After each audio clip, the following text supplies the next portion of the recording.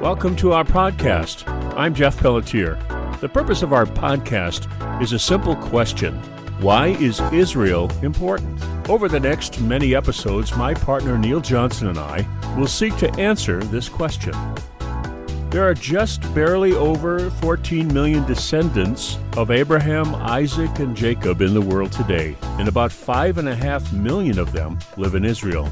The rest are scattered across and among the nations. For the sake of our podcast, Israel is both a country and a people.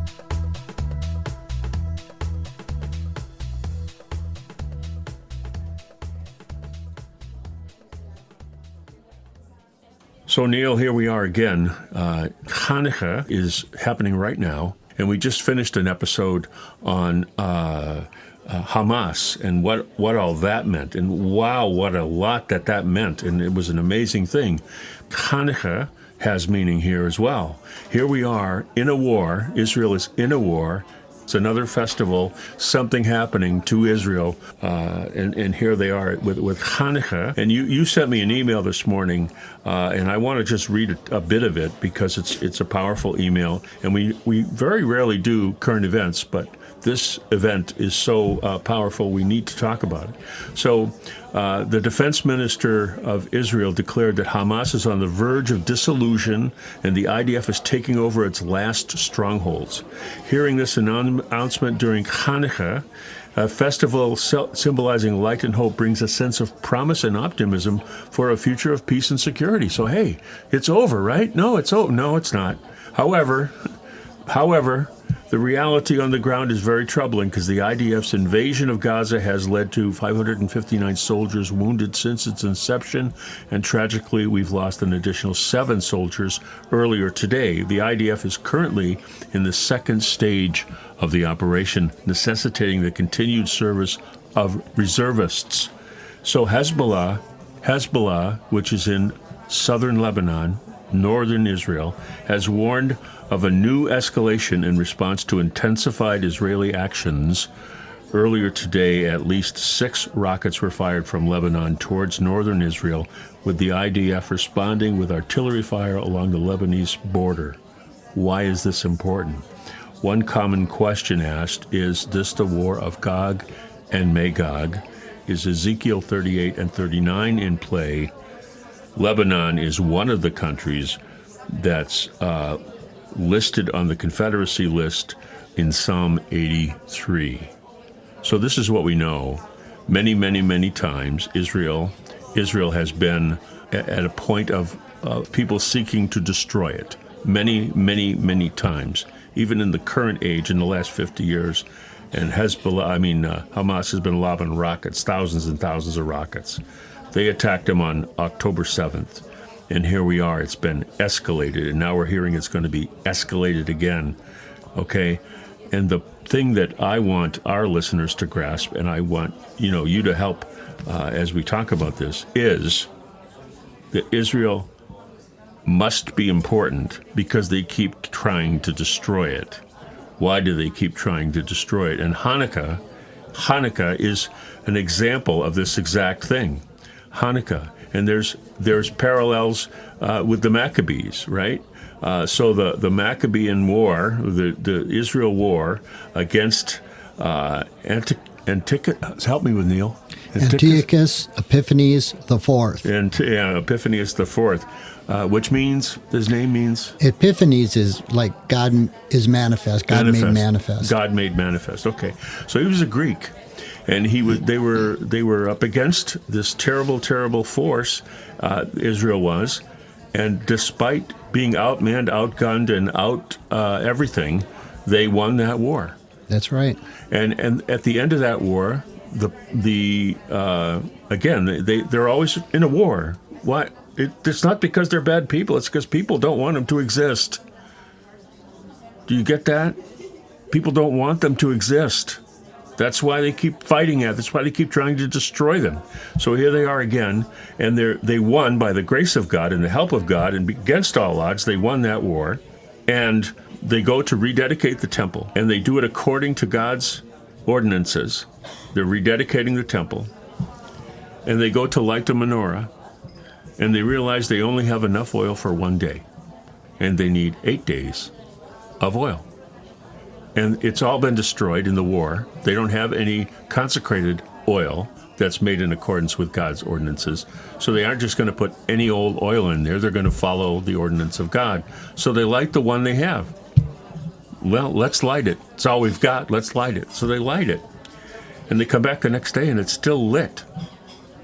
And it doesn't go out. So they start the process of making new consecrated oil in accordance with God's ordinances. And it takes them 7 days to do that. And they realize that God is helping them because they're able to do it. It's like the feeding of the 5,000 in the Gospels. There's enough, and it keeps happening. And so they make the new oil just in time, and it continues, and they light the rest of it, and then they celebrate it. And this is a rededication of the temple, of God's temple. And here they are. And they've won the war, and they have the menorah, and they have the oil, and they've had 2 miracles. The first miracle is that they won the war, which they shouldn't have won. The second miracle is God provides enough oil for that lamp to stay lit until new oil can be made. So his temple can be consecrated and rededicated. So all of that happened in the midst of a war. And here we are again on Hanukkah in the midst of a war.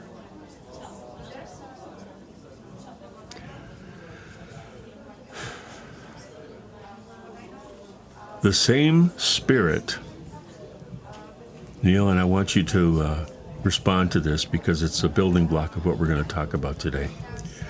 The same Spirit, the same beings, the same forces that have been trying to destroy Israel since its inception, it's that same Spirit, that same force, those same beings have been trying to kill and destroy Israel since then.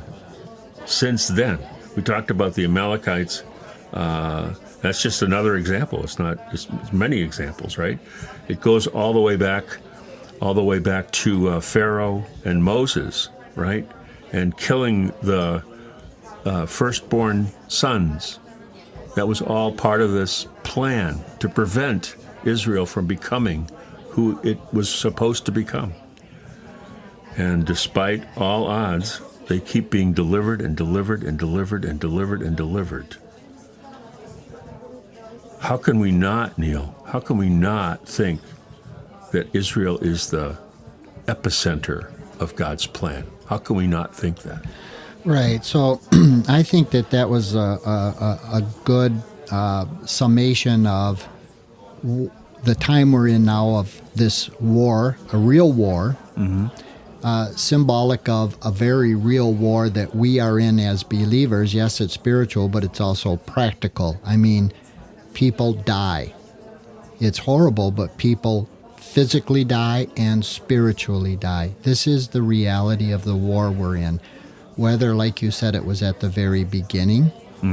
It's always been a plan to wipe out Israel. That's the whole stories of all the different biblical wars that happened. Yeah. It happened in 70 AD. There were believers by that point, many believers who, guess what, Jeff? Yeah. They died under the Romans fighting for Israel. Yes, they but did. they were believers. Yes, they were. So this is what we have today. During the course of this war in the ancient land of Gaza, the Philistine homeland, as it were. Yes. The 5 major cities are basically in that Gaza Strip region. The 5 major cities that appear in the scripture. Right, that refer to the Philistines are basically in that region where we're fighting now along the Gaza Strip. Certainly Gaza itself is in Gaza Strip. And Philistia is mentioned in Psalm 83. And Philistia is mentioned, and we have this derivative Palestinian. So it's the same spirit, but the thing that we really want to point out is we are in a war. Mm-hmm. They're in a war in Israel. Mm-hmm. We're in a war as believers. Mm-hmm. It's not just hypothetical or theological. People do actually physically have to fight and die in that war to keep God's plan alive. It's just so significant to us that at this same time that we're seeing this play out of this war in Gaza, is that Hanukkah is also happening at this time, and that was the Festival of Lights or the Festival of Dedication, as you said. They wanted to rededicate. They had oil for one day. It lasted 8 days until more oil could be made to relight the temple menorah, the everlasting flame, the symbolism of God is the light of the world.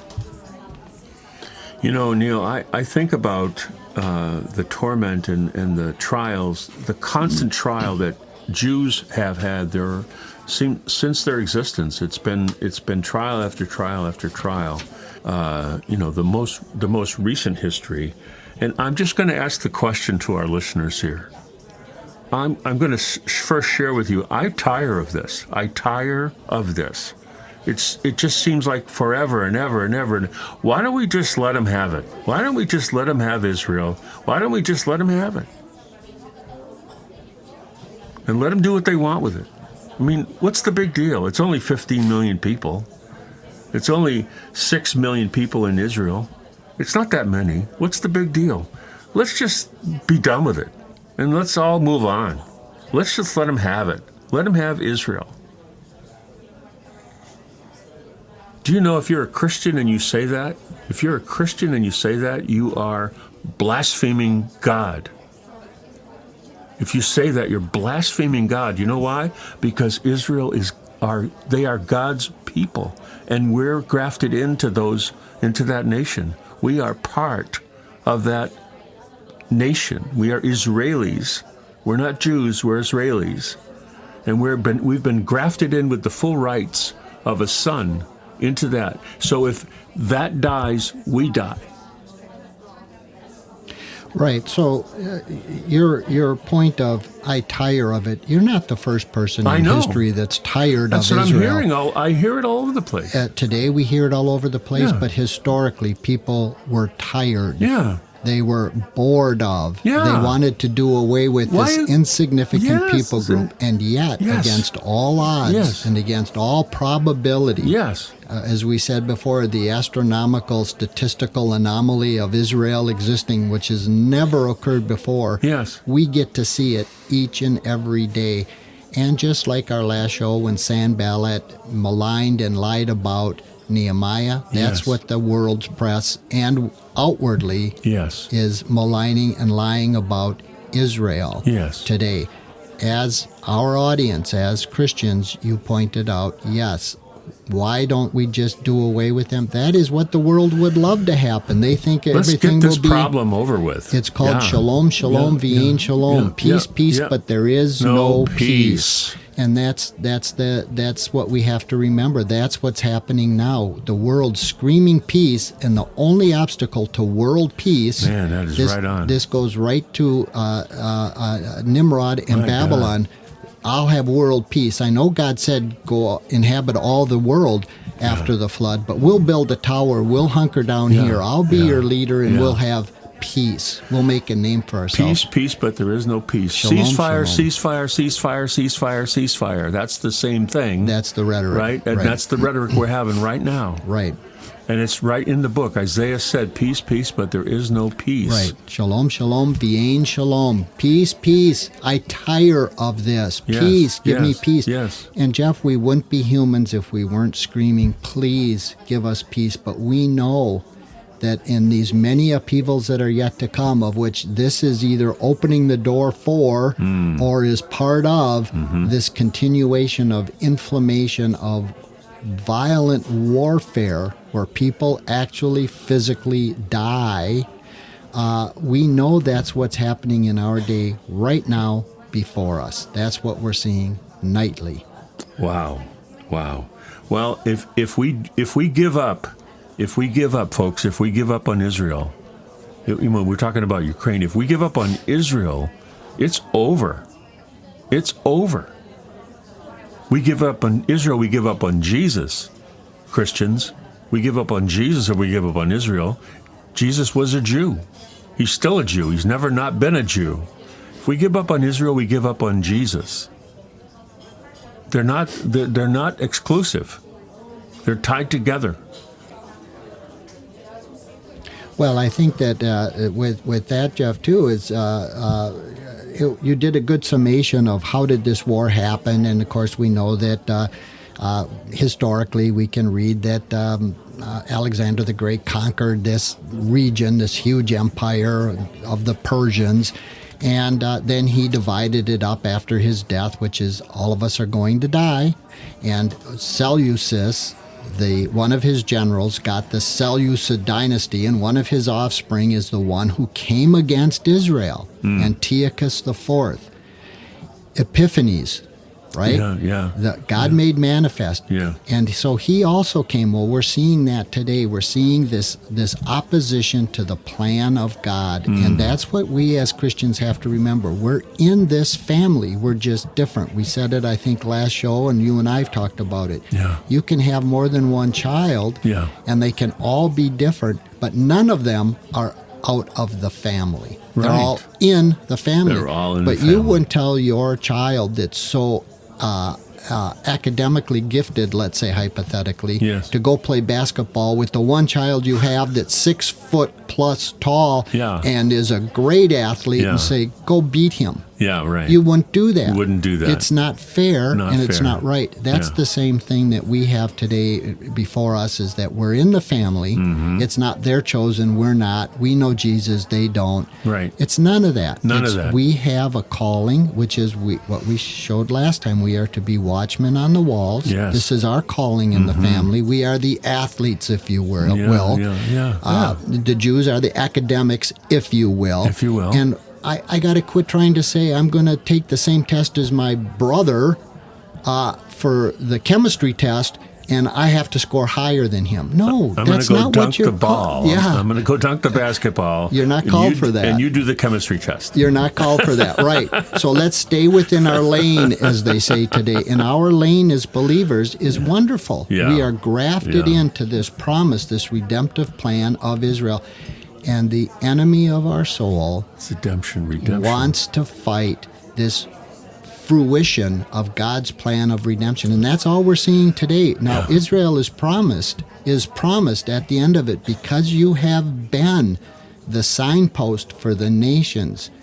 Someday, again, this is one of the most improbable things, you will be the chief mountain. So God's kingdom is always called either a garden or a mountain or something. But how in the world this insignificant dot on the globe, Israel, will be the chief mountain? Wow. How can that be? And yet that's what God says. Jerusalem will be the chief and the only city?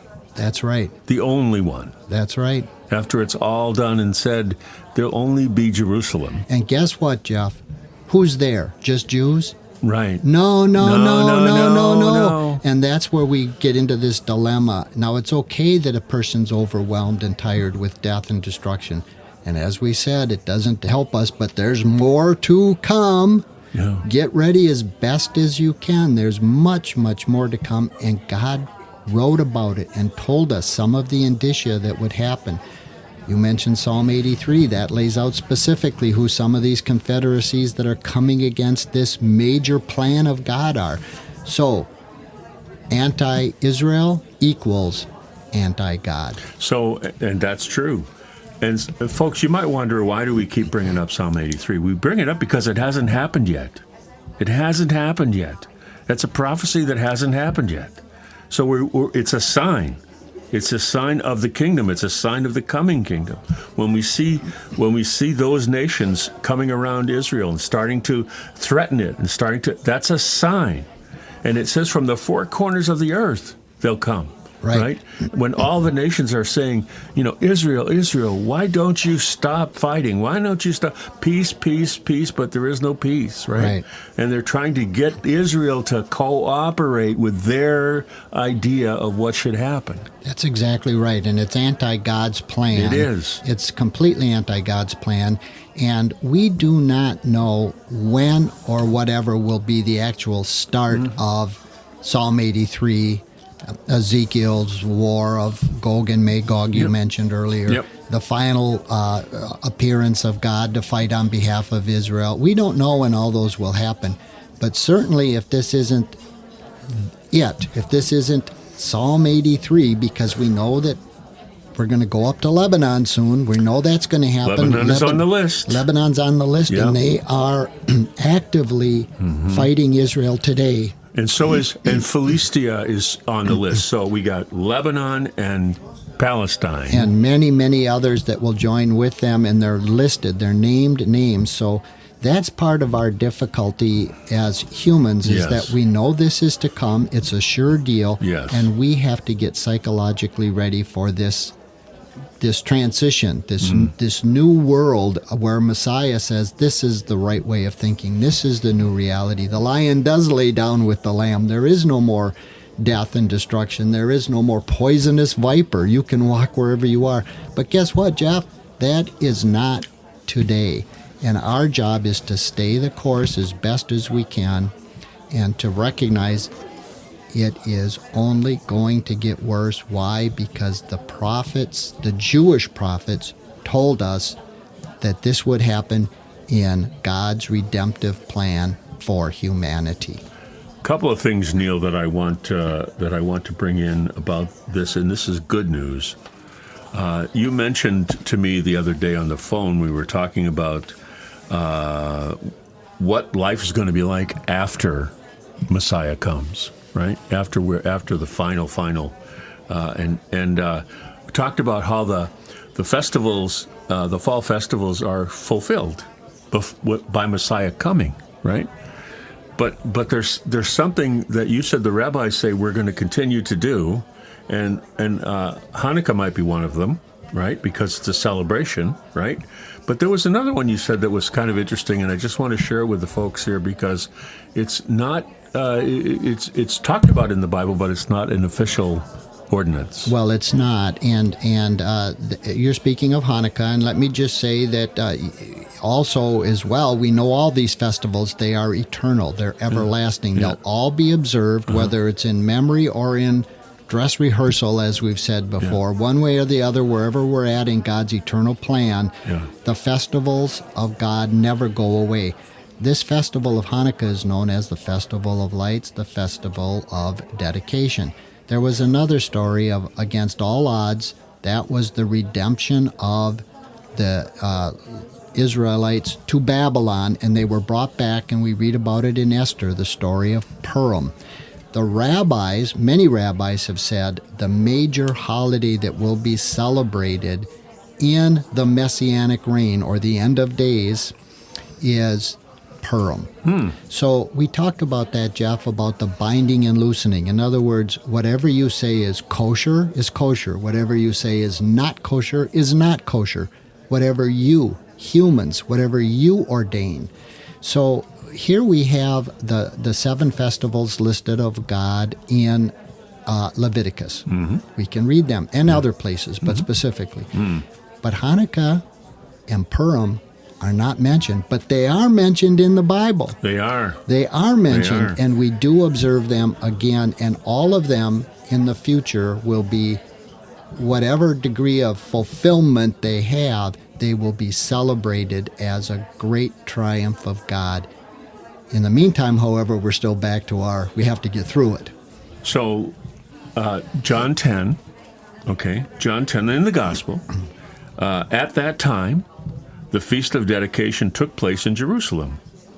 Right. And Jesus was walking in the temple courts during that time. Right. So Jesus was in the temple, celebrating the Feast of Dedication. That's right. Which is Hanukkah. And it was winter. Okay. And the Jewish month is Kislev. 25. okay? 25th of Kislev, right? And December 25th. Isn't that interesting? That we have a day that mimics Hanukkah, but we use it to celebrate Jesus' birth. Right. And it's not that it's necessarily wrong, but it's just interesting. No, it's interesting that you have to really struggle to say, I'm confused. I don't think it means anything. It's just coincidence. Yeah. So everything that's happening in Israel today, good or bad, you have to say, just coincidence, just coincidence, just coincidence, just coincidence. And it's just like when Israel was a nation. That was to many Bible believers before 1948 when they became a nation. They said, that is the biggest sign ever. Boy, when that happens, then I'll believe. If that happens, then I'll believe, depending on how far in advance it was. Right. But now, so many people who claim that the Jew Jesus is their Messiah, that the Jewish writings are authoritative, Yes. they look back and say it was a historic accident. Oh. It was a coincidence. Oh, coincidence. So God did not intervene in the affairs of man. He did not direct them that it will ultimately be his way. And that's what we have to say today with this Gaza war, that even though we're talking about Hanukkah, is God involved in it?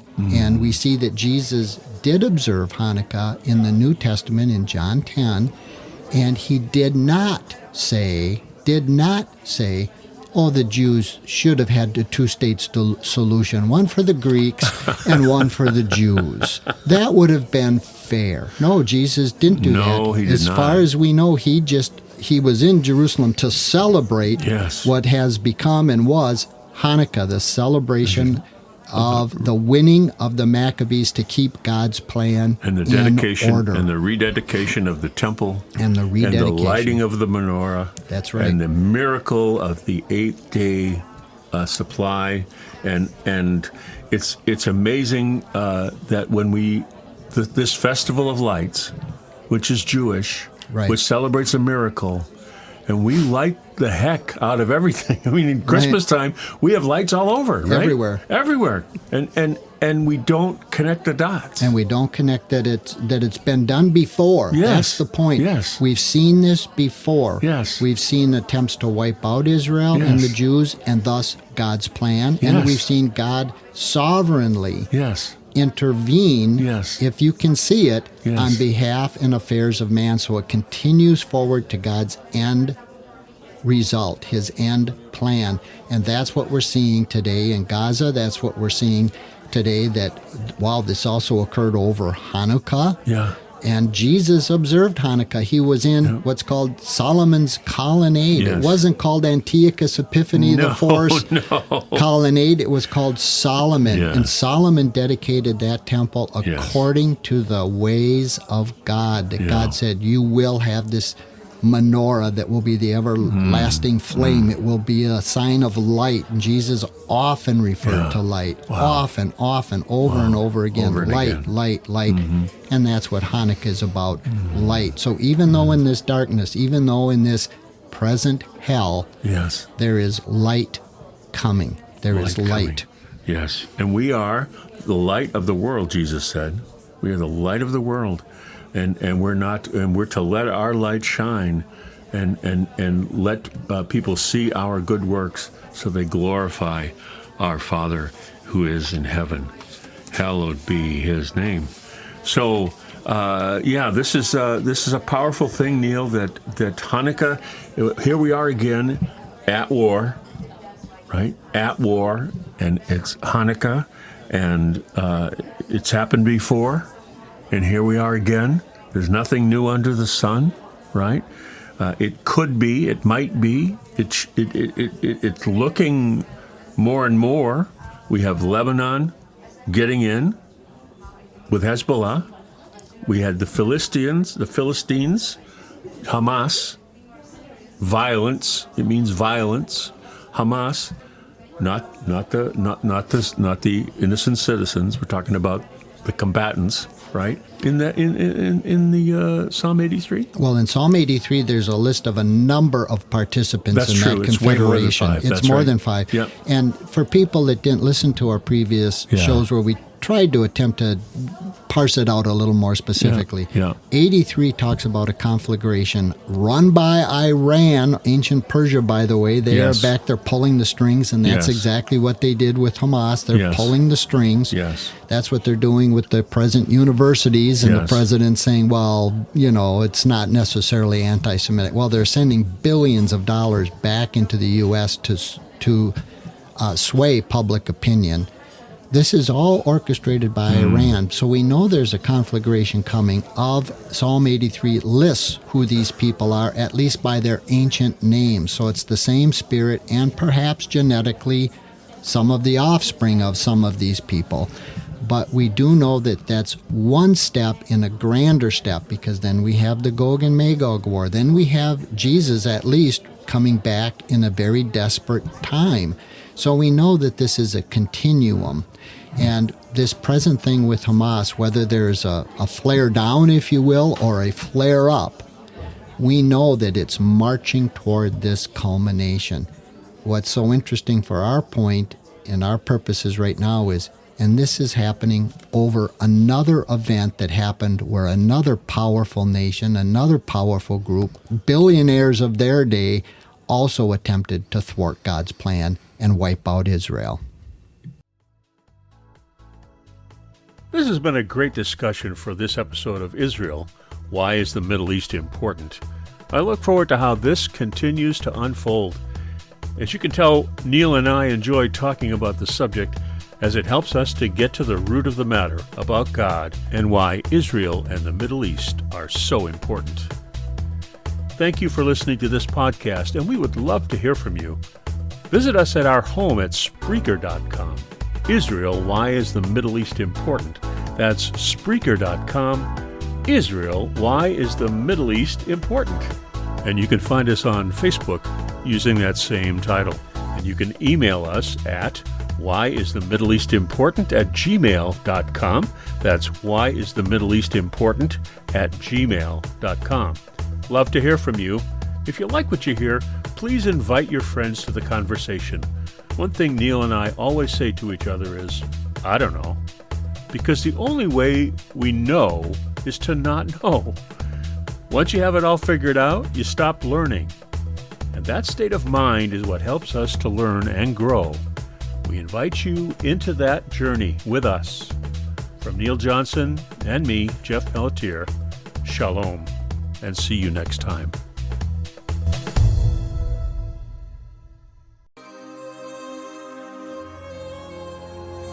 יברכך אדוני וישמרך,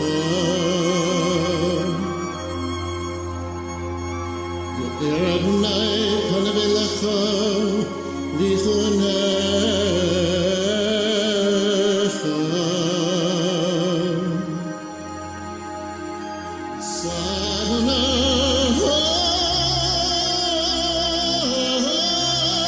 Wonderful.